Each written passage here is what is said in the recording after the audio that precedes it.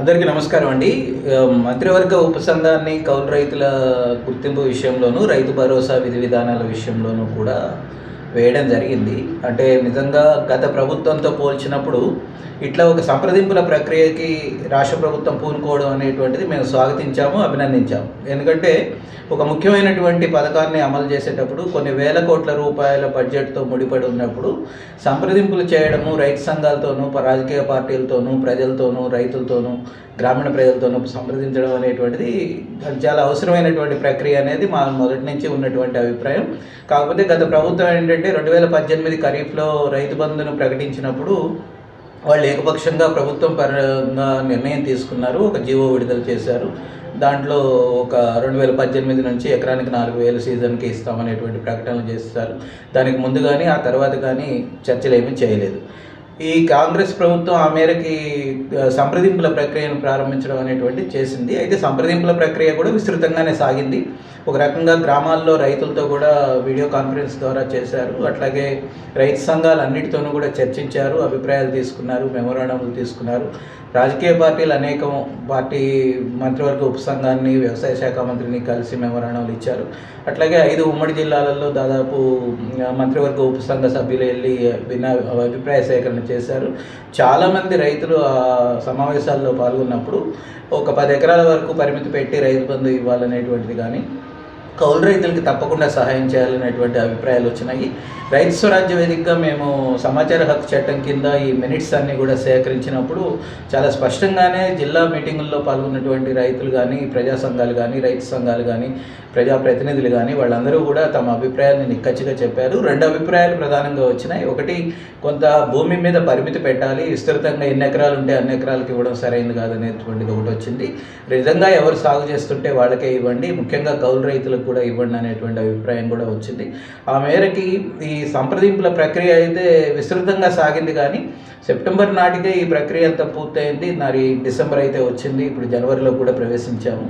కానీ ఇప్పుడు మంత్రివర్గ ఉపసంఘం మళ్ళీ సమావేశమై క్యాబినెట్ ముందు దాన్ని నివేదికను పెట్టి విధి విధానాలు ఖరారు కాబోతున్నాయి. అయితే ఇప్పటికే చాలా ఆలస్యమైందన్నటువంటిది అయితే నా అభిప్రాయము. ఎందుకంటే ఖరీఫ్ సీజన్లో రైతు భరోసా ఇవ్వలేకపోవడానికి కానీ, కౌలు రైతులకు గుర్తించడానికి ఒక చట్టపరమైనటువంటి అమలు చేయలేకపోవడానికి కానీ చాలా కాలయాపన జరిగింది. మరి ఈ టైంలో రబీలో సంక్రాంతి నుంచి మేము రైతు భరోసా ఇస్తామని ప్రకటించినటువంటి స్థితిలో ఇప్పుడు క్యాబినెట్ చేసేటువంటి నిర్ణయాలు చాలా హరీబరీగా ఉండేటువంటి అవకాశాలు ఉన్నాయి. ఒక్కోసారి కొంత వాస్తవ సాగుదారులకి ఇబ్బంది, అన్యాయం జరిగేటువంటి అవకాశం కూడా ఉంది. అట్లా ఏమీ జరగకుండా క్యాబినెట్ స్పష్టమైనటువంటి నిర్ణయాలు చేస్తుందనేటువంటి ఆశపడుతున్నాం మేము. ఆ మేరకి వాళ్ళు ఇచ్చినటువంటి హామీలు ఉన్నాయి. ఎందుకంటే కాంగ్రెస్ పార్టీ ఎన్నికల ముందు చాలా స్పష్టమైనటువంటి హామీ ఇచ్చింది. వాస్తవ సాగుదారులను గుర్తిస్తాము, వాస్తవ సాగు భూములను గుర్తిస్తాము, కౌలు రైతులకు బహిరంగ లేఖ రాష్ట్ర ముఖ్యమంత్రి గారు రాసిన, అప్పుడు పిసిసి అధ్యక్షుడిగా రేవంత్ రెడ్డి గారు రాసింది ఉంది. అట్లాగే భారత్ జోడో యాత్ర సందర్భంగా రాహుల్ గాంధీ గారు ప్రకటించినటువంటి ప్రకటనలు ఉన్నాయి. ఆ తర్వాత మేనిఫెస్టోలో కూడా మిగతా రైతులతో పాటు కౌలు రైతులకు కూడా ఎకరానికి 15,000 ఇస్తామనేటువంటి ప్రకటనలు ఉన్నాయి. కాబట్టి ఆ తర్వాత కూడా చర్చల ప్రక్రియ కొనసాగింది. రైతులు కూడా చాలా విస్తృతంగా ఆందోళనలు కూడా చేశారు. ప్రజాభవన్కి వెళ్ళి రైతు స్వరాజ్య వేదిక ఒక మెమరాండం ఇచ్చింది, జిల్లాలలో కలెక్టర్లకు ఇచ్చింది. మొన్న డిసెంబర్ 4 నాడు అన్ని రైతు సంఘాలు కూడా పూనుకొని రైతు భరోసా అనేటువంటిది వాస్తవ సాగుదారులకు ఇవ్వండి, వాస్తవ సాగు భూములకు ఇవ్వండి, అట్లాగే కౌలు రైతులను ఖచ్చితంగా 2011 చట్టం ప్రకారం గుర్తించండి అనేటువంటి ధర్నా కూడా చేసినాయి. ఇంత ప్రక్రియ జరిగింది కనుక రాష్ట్ర క్యాబినెట్ చాలా స్పష్టమైనటువంటి నిర్ణయాలు తీసుకుంటుంది అనేటువంటిది ఆశతో అయితే ఉన్నాం మేము.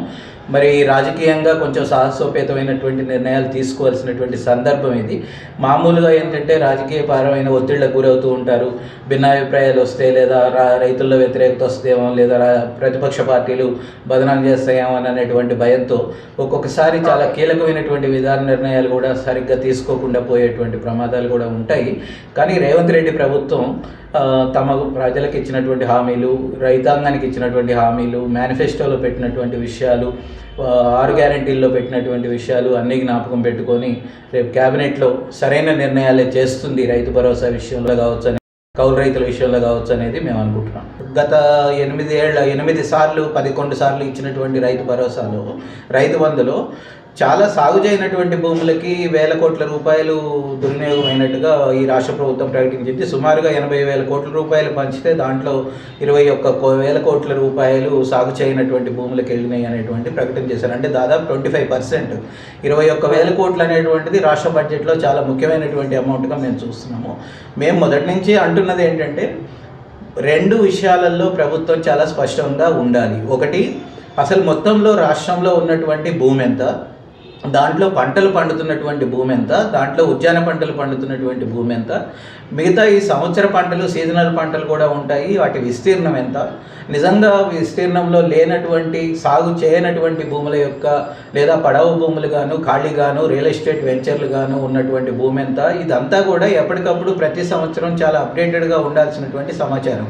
కానీ తెలంగాణలో ఏం జరిగిందంటే దాదాపు 2020 తర్వాత, అంటే గత 4 ఏళ్లుగా director of economics and statistics వాళ్ళు అసలు నివేదికలే రిలీజ్ చేయడం లేదు. అంటే ఒక రకంగా ఇవాళ తెలంగాణ రాష్ట్రంలో నిజంగా ఎంత భూమి ఉంది, ఎంత సాగు భూమిగా ఉంది, మిగతా అవసరాలకు ఎంత భూమి వాడబడుతున్నది, నిజంగా ఖరీఫ్లో ఎంత సాగు భూమి ఉంది, రబీలో ఎంత సాగు అవుతుంది అనేటువంటిది గాలి లెక్కలుగా ఉన్నటువంటి పరిస్థితి ఉంది. వాస్తవమైనటువంటి సమాచారం అయితే కాదు.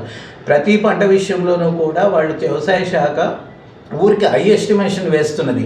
ఉదాహరణకి ఈ ప్రాంతంలో ఈ పంట ఇంత వేశారు కనుక 5 ఎకరాలు అనేటువంటి హై ఎస్టిమేషన్ వేస్తున్నటువంటి పరిస్థితి ఉన్నది.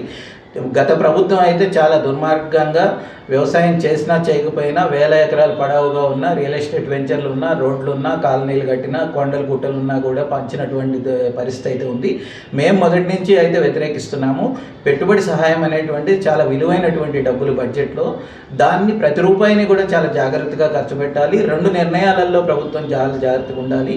ఒక సీజన్లో ఏ భూమిలో ఏ పంట సాగైంది, ఎన్ని ఎకరాల్లో సాగైంది, దాని సర్వే నెంబర్ ఎంత అనేటువంటిది చాలా స్పష్టంగా ప్రకటించాలి. దానికి మాత్రమే రైతు బంధు సహాయం అందించాలనేది మా అభిప్రాయం.